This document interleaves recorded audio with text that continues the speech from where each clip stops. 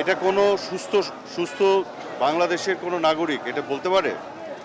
আপনার যতই মন খারাপ হোক, যতই বিক্ষুব্ধ হন, যাই করেন, এইটা তো বলতে পারেন নিজেকে।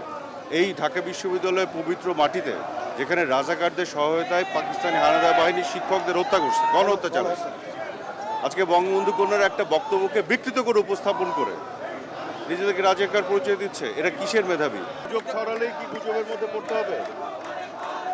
আমি তো আগে বাংলাদেশের নাগরিক। মুক্তিযোদ্ধাদের প্রতি আমার সর্বোচ্চ শ্রদ্ধা থাকতে হবে। আপনি মুক্তিযোদ্ধাদেরকে নিয়ে তাচ্ছিল্য করে কথা বলবেন, সবার উপরে ক্ষিপ্ত করেন। বাংলাদেশে সিম্পল কথা বলি, বাংলাদেশে বৈষম্য থাকবে না সরকারি কোনো নিয়োগে। মেধা সর্বোচ্চ অগ্রাধিকার দেওয়া হবে।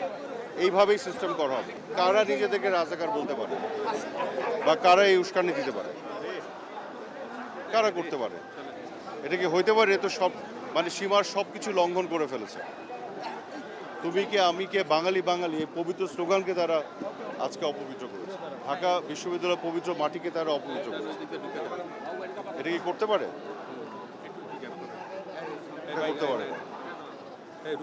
বাংলাদেশের মানুষ তো এটা মেনে নেবে না। আপনি কোন জিনিসকে কোথায় নিয়ে চলে গেছেন?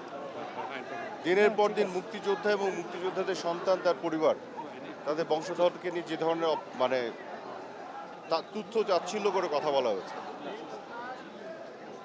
আপনার বঙ্গবন্ধুকে হত্যা করার পরে ৭৫-এর পরে মুক্তিযোদ্ধাদেরকে মুক্তিযোদ্ধা কোটার সুযোগ পেয়েছিল, চাকরিচ্যুত করা হয়েছে। দীর্ঘ ২ দশকের বেশি তারা কোনো সুযোগ সুবিধা পায়নি।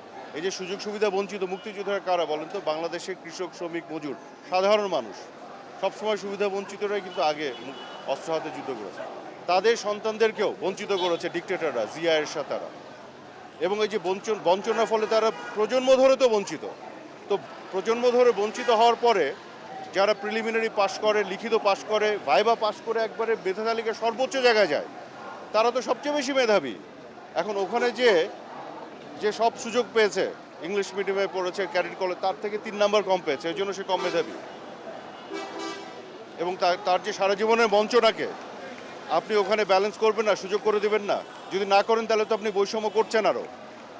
আমরা তো বৈষম্যের বিরুদ্ধে, আমরা মেধার পক্ষে। আমরা বৈষম্যের বিরুদ্ধে, আমরা মেধার পক্ষে। এটার জন্য রাজাকার হওয়া দরকার নাই। মুক্তিযুদ্ধের বাংলাদেশে রাজাকার যারা হইতে যাবে, এদের কোনো দাবি মানা হবে না।